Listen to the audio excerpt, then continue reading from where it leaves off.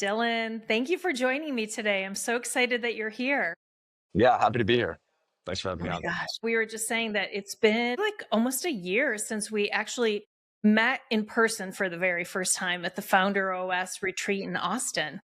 I know. I cannot believe how fast it's been. But yeah, I was telling someone recently how, because we've only met once in person, but you were just a ball of energy and someone that is incredibly impossible to forget.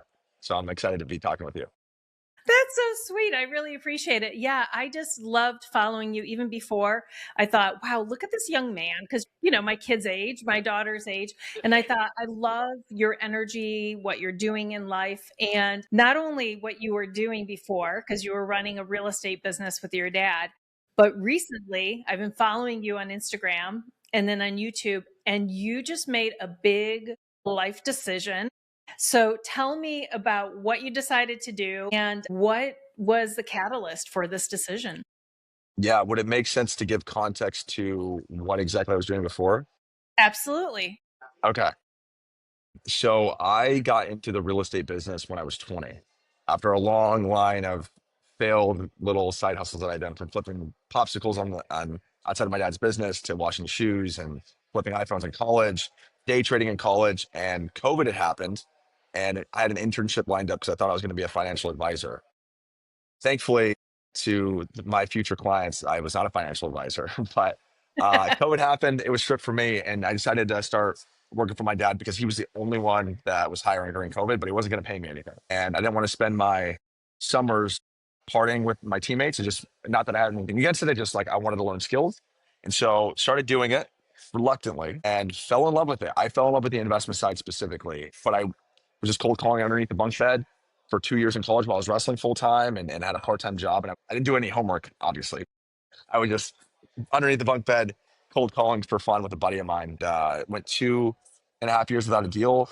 Did my first deal in January of 23 and kind of hadn't looked back since. And it was full steam ahead. And then it was up until about January of last year when I had a pretty tragic event happen health wise and kind of forced me to slow down. And that slowing down made me realize that I wasn't exactly loving what I was doing anymore because I had always solved for money, thinking that money was going to, fix me, so to speak. And I've been very lucky to have made friends with lots of really successful people and realized that I was playing the game in ways I didn't want to play it anymore and decided to take a leap of faith as of a month ago. So that's kind of why I'm at where I'm at today. But we had done a fix and flip business, buy and hold, wholesaling. That's kind of what we did. Yeah. And you were successful. I mean, you're 25 years old. You were making six figures plus. You were starting to do more in terms of your personal brand online, right? That's how we met in the same in that Yes. program. And you were teaching people. You were started teaching other folks how to do what you were doing. Is that right? Yeah, 100%. I started making a little bit of money in 23. That's about 2.5 years into the business. I finally started seeing some traction. And then 24 was just like bananas for me. Prior to that, I had made like $0 in all of my ventures and I had only been given sweat equity essentially. And then making six figures plus from the delta of not having anything made me feel like I was just made of endless amounts of money. It was awesome. And so that to be said though, more importantly than making money, what I've always gravitated towards is teaching people stuff. Yeah. So prior to me actually taking money from people, I've always been good at buying stuff. I've never been good at selling it because I don't like taking money from people for whatever reason. I like buying stuff from people. So I started coaching for free to a couple really high level investors in our area. They had coaching programs. So I thought, well, instead of me trying to just get more time from them, even though I paid them to coach me, how about I just coach their community on areas where they could cold call because that's what I'm good at. And maybe I would get more access to them. So I started doing that just to kind of help them out and realized I really liked coaching. And so that's kind of what led me to Founder OS. I wanted to start scaling a coaching offer. I probably coached 8 or 10 people on how to raise money, find deals, and underwrite them until I kind of, decided to transition in how I'm doing what I'm doing now. Yeah. So I love this story because I had a similar experience, but I waited until I was in my 47 to leave corporate and to realize all the things I realized earlier. I think what you realized, that money and the position and the title and maybe all the things that the feelings we thought we were going to have when we Yeah. accomplished the things, they weren't there. And so I love that you recognize this early, but you also had the courage to make the change and to say, I think I'm going to take another leap of faith and try something different. So, how long before you actually decided a month ago that you were going to stop the business, not renew your lease, all the things? Yeah. Because, I mean, you not only said, I'm not going to do this business anymore, like you're in this really interesting space right now because you Yeah. actually don't have a place to live, right? Yeah. That's a good question. I think it started a while ago. I think I always knew deep down I didn't love real estate. And so at least I didn't love real estate the way I was taught real estate, and looked at it as a means to an end and a way to make money and develop skills. I think I knew that early on. That's why I think I was so reluctant to it.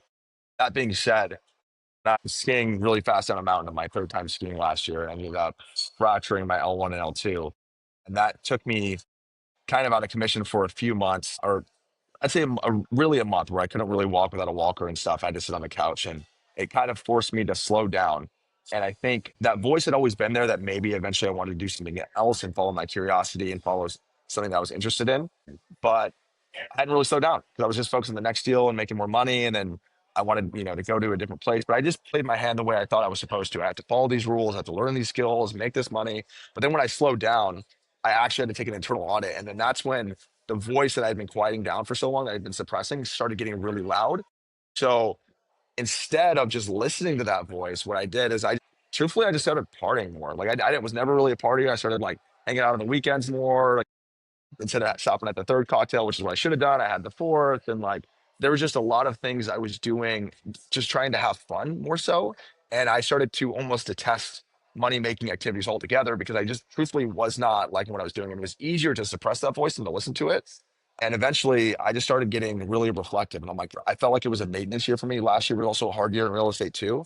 And Yeah. it'd been the first time I had a ton of fun, but I didn't feel like I got a ton better, like at least in the way that I usually have expected to. And I didn't like that. And the reality was, is I'm like, if I just keep doing this, I'm not going to be who I want to be. And I decided to cut out all of the things that were distracting me, so I could really listen into my voice, because that was what I was using to quiet my voice. So I cut out drinking, cut out nicotine, I cut out even dating for right now, just to kind of really be able to quiet my mind and be able to listen to the inner voice I have inside. So that's got Yeah. it. Last year's been the most loud. Wow. So, yeah, you were definitely distracting yourself, trying to numb out. And we typically do that. We either distract ourselves, we'll numb ourselves out, we'll do all the things to run away, to chase away from the things that we need to hear. So, when you quieted yourself, what did you actually hear? What was the voice telling you? Stop. It was just like, it was so obvious. It was like, you should not be doing this. You should not be doing it. Yeah. Yeah. And did you have an answer to what you are supposed to do? Or did you just hear stop and you'll figure it out? Yeah, that's a good question. I don't know that I really heard an answer other than stop. And I started asking myself different questions. My whole life has been running away. I think we have two pleasures. When I teach people sales, I say we have two different things that we do as far as motivators. We have running towards pleasure or running away from pain. And a big motivator for a lot of people is running away from pain. I do think it's good to use what you have to your disposal, but I'd always run away from pain my whole life, based on how I grew up and just not having much. So I was running away from the figurative cat and not just chasing the cheese. And then when I would chase the cheese, it was just to make me feel better for running away from the mouse. That was kind of how I had done that. And so once I solved my money issues, I no longer had anything really to run towards. 'Cause I'm like, this is it.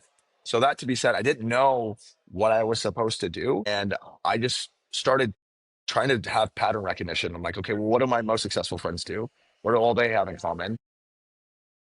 Truthfully, I just stopped trying to push the boulder uphill. I always force things. And now I'm kind of surrendering to the outcome and just truthfully letting the path illuminate as I walk it, and follow what the voice inside is telling me, which is, the voice is saying, walk that way, but you just trust me that I'm going to take you to the good place, but you just need to trust your gut that this is going to guide you the right way. So that's kind of, I don't have an answer, but that's what I'm just letting myself be guided as opposed to forcing it. I mean, I wrote a whole second book on that, right? Lanterns of Light, just illuminating the path in front. And so often when we're on whatever that journey is of transformation, discovery, spiritual journey, whatever you want to call it, because you might not even know at this point yet what it is, that is faith, is like Yeah. trusting that It will be lit for today. So you Yeah. don't stumble, you don't fall, you're not going to trip. Maybe you'll trip a little bit. And that tomorrow, or when you need to see what is in front of that, will be lit further. But we don't always get to see the entire thing. Yeah, totally. One thing I want to add on that, there's a really good book. One of my favorite entrepreneurs is Rick Rubin. He wrote a book called, I think, called The Creative Act Within. But Um, yeah, I've read it several times. yes, it's so It's good. so If you guys good. haven't heard of it, Yeah. you guys should listen to it or read it. Yeah. But I think that's kind of the beauty in art. I mean, I think we're all problem solvers and artists in our own way, whether you're in business or relational dynamics or whatever. And so the thing is if you create art with the intention to sell the art, it robs the entire creative process because you're solving for the outcome. You have to just let art come from you as opposed to you like trying to force it. And so I think there's a lot of value in that because I think our consciousness, your point about spirituality, whatever you believe, there's some force that is greater than us. And if we can just allow ourselves to be a vessel, we'll be pulled in the right way. I think we're generally moving in a good direction if we can quiet the voice and allow ourselves to be guided. Yeah, for sure. I mean, I believe that. So you've removed a lot of safety nets from your life, and many of us, we cling on to those. And I think this is where, staying on that spirituality theme for a second, if you believe that there's something greater that knows better and that is supportive and benevolent and loves us and all those things, you can think that intellectually. And yet, still as a human, we still think we have to figure it all out ourselves, which is why there's resistance to surrender and to trust and all of that. So you've let go of these safety nets, right? You're like, I'm letting go of my house. I'm letting go of the job. I'm letting go of knowing where my next paycheck is coming in from. So, what have you found in its place instead? Like when you surrendered all those things, what has come in instead? Honestly, I don't know how to describe what's happened in my life recently, but I feel like I'm in the most alignment I've ever been in. And the things that are happening to me are things that I don't belong in a lot of these opportunities that I'm doing. And letting myself really be called to whatever I'm doing. So like, I feel like I should do this. So I'm going to do it really, really hard. I'm going to go really hard at this thing. I'm going to just put myself in rooms I don't belong. I'm going to continue to do this. I started posting a ton of content. I'm doing as many what I call side quests as possible. But more importantly, I've been really thoughtful about like thinking more strategically because I've been so caught up in the busyness of the business of like buying and selling houses. I just realized I was capped out. I just spent some time in Japan with some guys that were way more successful than me. One guy had made close to $1 million net, which for me is still a big deal because I'm not even close to that. And so that to be said, he wasn't working all that harder than me. And so it kind of was frustrating in the best way. I was thinking, I was like, well, he knows stuff about the world that I don't know. And so I just need to learn how to ask better questions and realize that he's playing the same game in real estate, but he's playing by different rules. So what rules can I play to? And then it started making me think of questions like what unique abilities do I have? What cheat codes do I already have access to? How can I create more luck in my life? What avenues can I start to be pursuing? And so since then, I started essentially pitching like syndication deals because I learned I could even do that. And so I don't even know how to do it, but I'm just going to investors that are doing the thing that I want to do, which is buying big deals and saying, hey, Yeah. I'm just being me. And I'm like, hey, you guys are doing this cool thing. Can you tell me more? Here's how you do it. Cool. Awesome. Hey, I want to do this big thing too. Do you think there's overlap? Every person I've done that to has said yes. I said, if I bring you capital, would you also be down? They're like, absolutely. So then I got 100% yeses, no. So my point is I've essentially found a way to buy a big apartment deals, which is what I want to do, create more value for people in a way that Hmm. doesn't feel so grimy, which is what I was doing before. I'm just pitching myself. I'm just selling myself. I'm not selling the idea. And the cool thing is I now can buy apartment deals with none of my own money, none of my own experience, no collateral, no resources. I essentially get to skip go by accessing cheat codes that I have, which is connecting with people and being a people connector. And it's just been working. And so that's just one example of like me really realizing I'm like, oh, if I can be thoughtful about how I want to move and be more strategic about it, I can move a lot faster without feeling like I'm needing to force things. Absolutely. And the other thing too is that I've noticed that you're putting yourself out there a lot. You're posting and you're actually sharing pretty raw, authentic, just what you're thinking about. Tell me a little bit about, did you have any fear about being out there, putting yourself out there, being authentic, not heavily edited videos, or did you always kind of feel comfortable doing that? 3.5, 4 years ago, I was nervous to post content because I didn't want to be a guru. And then truthfully, I didn't want to be roasted by my friends. I found that out because of a conversation I had with a buddy at a gym. And he said, "Why aren't you posting?" And I said, "I don't know." He said, "Are you afraid of people commenting?" I said, "No." And he said, "Well, what are you really afraid of?" I never thought about it. And I realized it was my friends roasting me. And so Uh-huh. once I had isolated what I was actually fearful of, it made me feel silly. And I took action the next day. Since that moment, I posted 2 to 3 times every week for the last 3 or 4 years. Now, the thing that I've learned recently, so I overcame that fear of posting once I isolated it, but I think I overthought content. I saw the value in it. I can definitely see the value in having leverage and building trust at scale, but Yeah. I was overthinking it. I hired video guys. I was script heavily. I would use ChatGPT to help me polish up my scripts and all this stuff. I paid a ton of money to be a part of the mastermind and the stuff that we Mhm. had met through. And so I made really high quality content, but the thing was, is it just wasn't really reaching the way I still wanted to, but I was committed. I was really I probably spent $50,000 plus investing in my Wow. brand. And so all that to be said, I actually wasn't fearful of it, but again, to just being called and not trying to force art, my buddy was like, referencing an influencer on the internet, and he said, "You're on the same caliber. Like you talked to me about the same stuff." And I had never thought about it. So I said, instead of me trying to force the art, I'm just gonna document a thought I'm having in real time and post it on the internet. And I'm gonna do it for 30 days. And I'm just gonna try it just because like creatively it sounds kind of fun. Mhm. I was mindful of my goal is not outcome based, it's more identity based. And I want to be rewarded for my creativity, my thinking, problem solving, and people connecting. And so that kind of is in alignment to the identity I want to have. So let's do a challenge. And I did it. My fifth post I did, I got 20,000 views when I was like, that was crazy. I was like, what? This is wild. Yeah. It's amazing. I've shared your videos with my daughters, and then they've shared them with their friends. I think I told you because I remember the one you posted about just being in your 20s and not having to have it all figured out. And it was just so impactful. I think it was such a strong message for anybody because whether you're in your 20s or you're in your 40s or 50s, people still don't know what they're doing. And still they're still trying to figure it out, right? If you don't get still enough, if you don't think about it. And also our identities shift. Like sometimes we stay in places that we've outgrown, we stay longer than we should. Yeah. There's that total fear of like, uh-oh, do I come out of my comfort zone? When does it ever get comfortable? And I'm like, why is that the goal? Why has that ever become our goal? I don't think that's why we're here, is to be comfortable. I think we're here because we are vessels that God gets to work through to do really amazing things in this world. And so that's always my prayer, less of me and more of the divine, whatever you call that. And Yeah. so as you step into those new opportunities, it's like if we only rely on our own abilities or doing what we've learned at this point, there is no growth. And so, but when you put yourself in those situations that are new and or uncomfortable, there's so much growth. There's so much potential if we just kind of get out of our own way. So, what are some of the things that you've learned as you've posted these videos now on this challenge?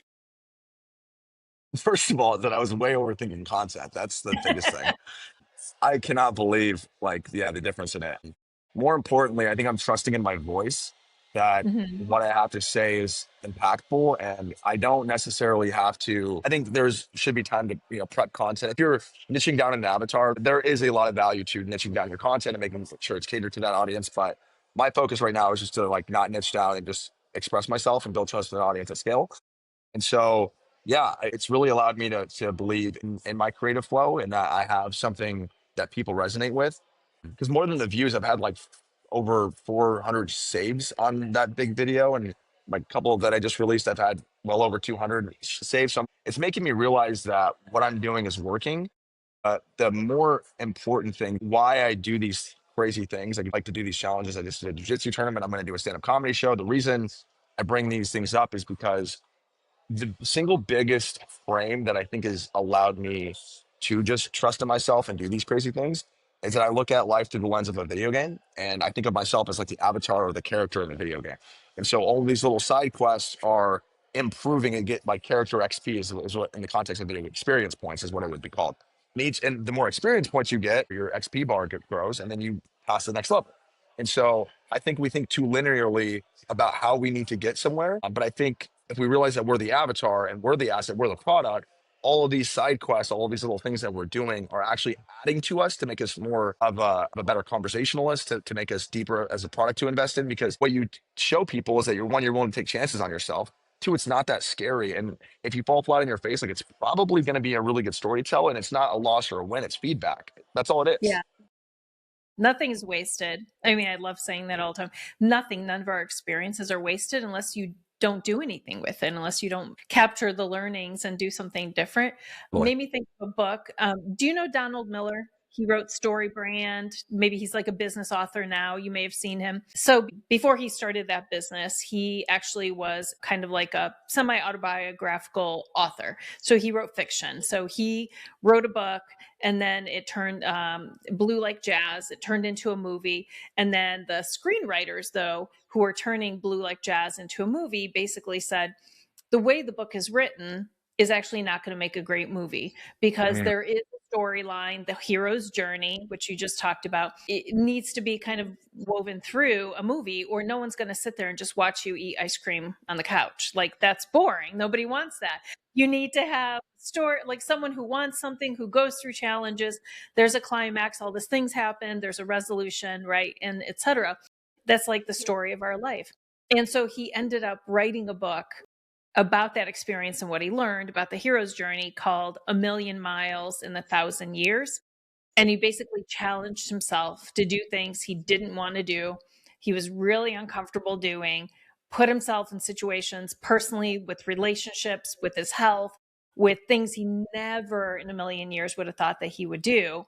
And at the end, his entire life changed. And then what he learned then ended up turning into Story Brand, which is his business. So I highly recommend the book. It's pretty cool, because I don't think he'll ever write kind of fiction or nonfiction like that again, but it reminds me of the story. So one of the things he did was travel. And I know that you also love to travel.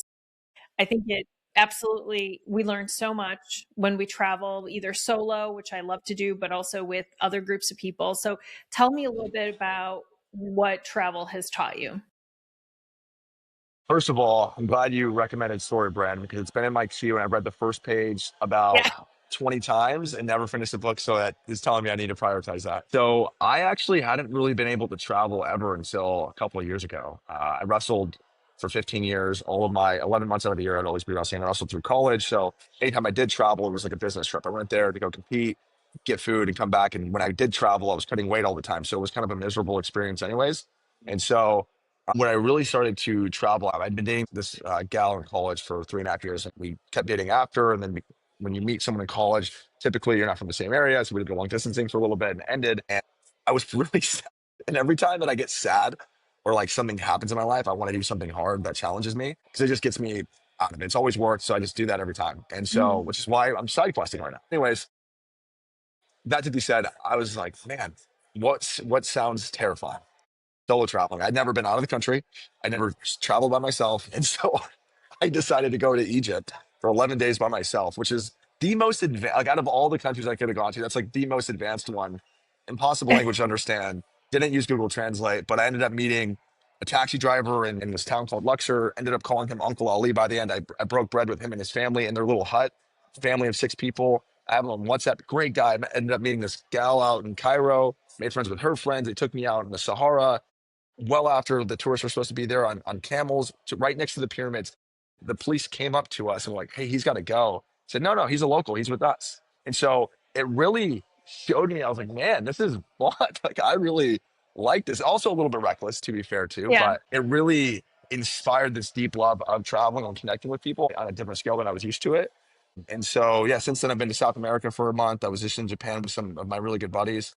Traveling for me is one of the most healing, I feel like, because I think it gives me a lot more empathy for people. It gives me a deeper understanding of the world. And it's also really good for creativity and being able to articulate your thoughts and how you think and challenge your belief systems. I love it. It's one of my favorite things to do. And I look at it, I don't like to travel like a tourist. I like traveling like Anthony Bourdain and kind of Yeah. creating these random, spontaneous things. And it's worked really well for me. So that's how I like to do it and why I like to do it.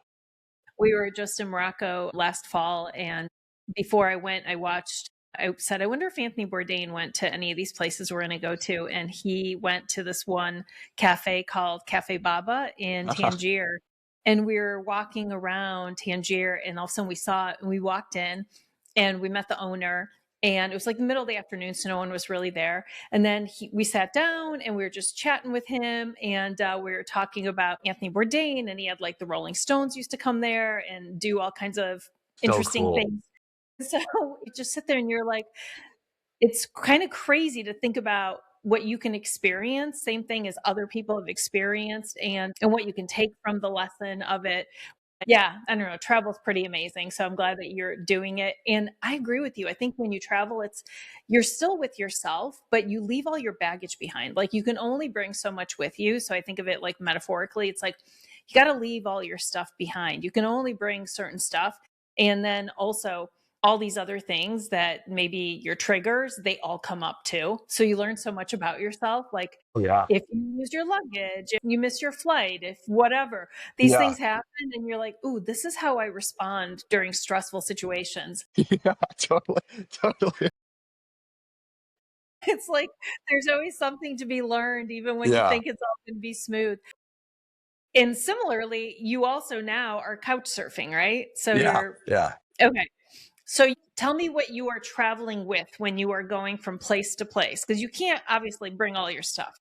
No, no, I can't. The reason I decided to do it the way that I am is I've always taken leaps of faith. I've been a big believer in that, but I jumped into real estate with my dad.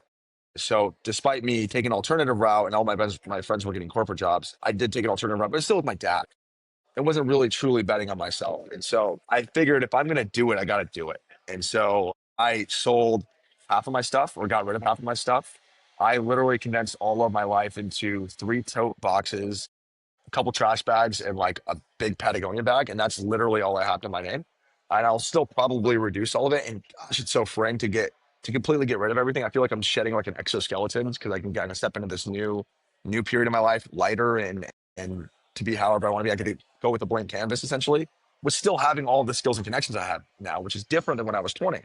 And Yeah. so yeah, I pretty much only have a certain amount of clothes, which is awesome. And I'm bringing jujitsu gear with me. I'm bringing workout bands. I bring a tent in my Tesla. So if I don't have a place to stay, I can camp somewhere. And yeah, that's kind of all I have with me. I have my car, I have a couple clothes, I have some workout stuff and content gear. So like my cameras and all that stuff and a tent just in case I don't have somewhere to stay. That's all I have. And my crazy heart and ambition. I bring that too.